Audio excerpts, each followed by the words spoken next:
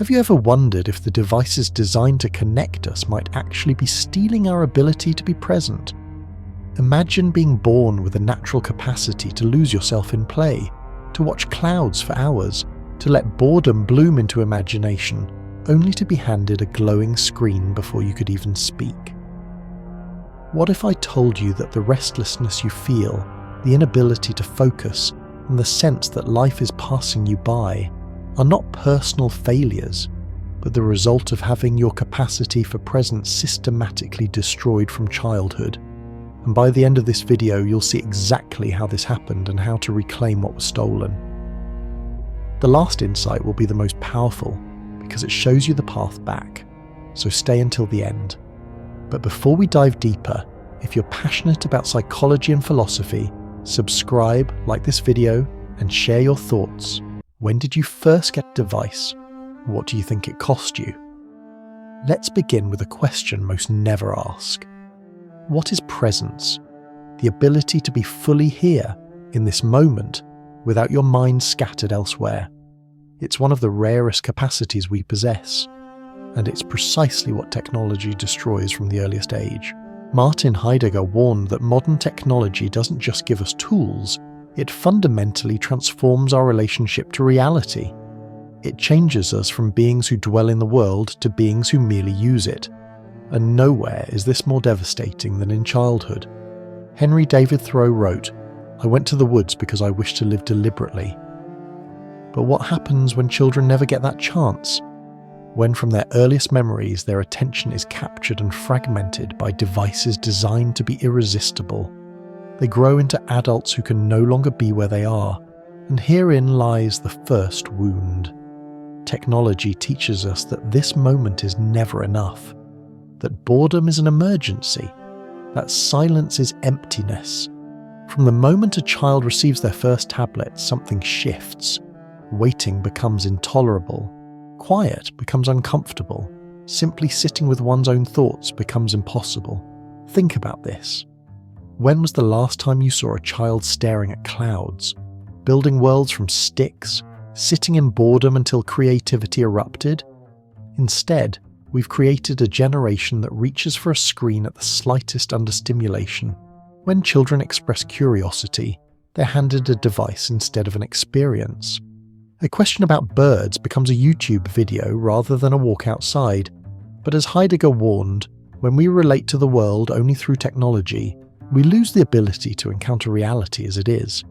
The damage isn't just to attention, it's existential. How many of us carry constant emptiness, feeling life is happening elsewhere? How many can no longer read without checking phones, sit through conversations without drift, or simply be without that phantom itch to reach for a device? Technology trains us to live fractured lives in perpetual half-presence, and we lose capacity for what makes life meaningful. Deep connection, sustained wonder, creative flow, genuine solitude. Thoreau believed most people live lives of quiet desperation. He'd be horrified to see children training themselves in this desperation before they're old enough to understand what they're losing. Once conditioned to be perpetually distracted, we carry fragmentation everywhere. We sit in nature while scrolling photos of nature. We're with loved ones while mentally elsewhere. We chase experiences not to live them, but to document them. But here's the deeper question. What if the anxiety and disconnection so many feel isn't a mysterious epidemic, but the inevitable result of never learning to be present? This is why Heidegger and Thoreau stress direct encounter with reality and cultivation of attention. Only by breaking free from distraction could one become truly alive. How do we recover presence when we've been conditioned since before we remember? In the next part, we'll explore how technology was designed to capture attention at any cost. But first, ask yourself, when was the last time you were truly present for an hour? No devices, no distractions. Can you remember? Imagine you're not a person but an attention mine, a source of something valuable to be extracted and sold. This isn't metaphor, it's the business model. Technologies dominating childhood weren't created to enhance consciousness. They emerged from a system that discovered human attention could be harvested at scale. They were designed not to serve us, but to extract from us. And children, with capturable attention and undeveloped impulse control, are the most profitable targets. The mechanisms are everywhere. Autoplay preventing stopping points, notifications triggering dopamine, infinite scroll with no end, reward schedules from casino gambling. This begins in childhood, when neural pathways for attention are forming.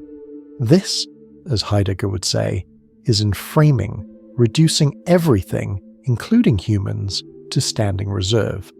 Technology transforms how we exist. When this begins in childhood, it shapes consciousness itself. Think about children today. How much time in genuine play versus consuming content, in direct experience versus mediated screens, in boredom becoming creativity versus algorithmic entertainment. The true cost isn't just hours lost, but neural pathways never formed, capacity for sustained attention never developed. Instead of asking, "What is this moment?" children learn, "What's next?" and "Am I missing something?" As Thoreau observed, the mass of men lead lives of quiet desperation. But we now train children in this from birth, conditioning them never to be satisfied here. Platforms don't reward presence, they punish it. They reward constant consumption, rapid switching, perpetual seeking. The child who once played for hours begins needing constant stimulation. Wonder gets replaced with expectation of entertainment. This doesn't stop at childhood. Patterns formed in youth become baseline for adult consciousness. Inability to focus, constant restlessness, discomfort with silence. People achieve success yet feel they're sleepwalking. They accumulate experiences yet wonder why none feel real. Why? Technology never taught them to be present, only to consume. Heidegger called this the forgetfulness of being. We become estranged from existence itself. Both understood authentic living required direct encounter with reality. For Thoreau, walking in woods, observing seasons, sitting with silence. For Heidegger, dwelling, being rooted and attentive. But technology colonizing childhood makes dwelling nearly impossible. What is real presence? Not multitasking or consuming content about mindfulness. Real presence is the capacity to be undividedly here, to notice light, hear silence, feel your aliveness, the willingness to let moments unfold without grasping for the next. Can you remember being bored as a child and what emerged? Long afternoons that stretched forever? When did that disappear? These questions reveal what was lost and what might be recovered. In the next part, we'll explore how to begin this return. You'll learn why boredom isn't the enemy but the doorway, how silence can teach, why anxiety is actually authentic existence trying to break through. But first, if you'd grown up without screens, without constant fragmentation, who would you be? Let us begin with liberating truth. The fragmentation you experience isn't a personal defect, it's the outcome of a system designed to colonize attention from the earliest age. But what was conditioned can be unconditioned. What was fragmented can be made whole. To begin reclamation, confront the most seductive lie. Being connected to everything means you're connected to something. We're taught more stimulation equals more life. But Thoreau discovered the opposite. Only in simplicity, in withdrawal from noise, could he encounter reality, and therefore himself. He wrote, "I find it wholesome to be alone the greater part of the time. In solitude, in absence of stimulation, something emerges. Your own thoughts, your rhythms, your presence. But technology has made this nearly impossible for those who never knew life without it. Discomfort with silence, restlessness with stillness, anxiety of being alone. These aren't character flaws, they're withdrawal symptoms." Heidegger distinguished between calculative thinking, the rapid mode technology rewards, and meditative thinking, patient awareness that allows truth to reveal itself. Modern technology trains us exclusively in calculative thinking. We lose capacity for simply being with what is. That anxiety in silence, That's not emptiness. That's presence trying to break through. Heidegger called this the call of conscience, the authentic self trying to wake you. That restlessness when you can't check your phone, that's not need, it's habit. So the first practice is radical and terrifying. Do nothing. Sit with no device, no book, just sit. 5 minutes, then 10. Notice what emerges. You'll be shocked how difficult this is. Your mind will scream for stimulation. But this isn't wrong, it's right. You're confronting your conditioning and beginning to reclaim what was taken. Second, restore what Thoreau called deliberate living. Make conscious choices about attention rather than defaulting to algorithms. Ask what deserves presence now. When you eat, just eat. When you walk, just walk. This sounds simple, but for those conditioned from childhood, it's revolutionary. Third, seek what Heidegger called earth, the solid, the present, the real. Go outside without your phone. Touch things. Notice textures. Light. Garden. Build with your hands. These aren't quaint activities. They're medicine for abstracted consciousness. Finally, practice beginner's mind, encountering this moment fresh. Technology conditions us to always already know, to categorize instantly, to move on. But presence requires not knowing, opening, receiving. This recovery isn't quick. You're undoing years of conditioning. You'll reach for your phone without thinking. You'll flee silence after 30 seconds. This is normal. What matters isn't perfection, but direction. Each moment of genuine presence is victory against a system wanting you fragmented. So ask yourself, what are you afraid you'll find if you stop distracting yourself? The answer is the doorway. You've come far. You've looked into the machine that fragmented your consciousness. You've questioned technologies that promised connection while delivering distraction. But now comes the final liberating truth. You were never meant to live in perpetual elsewhere. You were meant to be here. Thoreau and Heidegger understood something the attention economy wants you to forget. Presence isn't luxury. It's the foundation of everything meaningful. Love requires presence. Creativity requires presence. Wisdom requires presence. Without it, you're not living.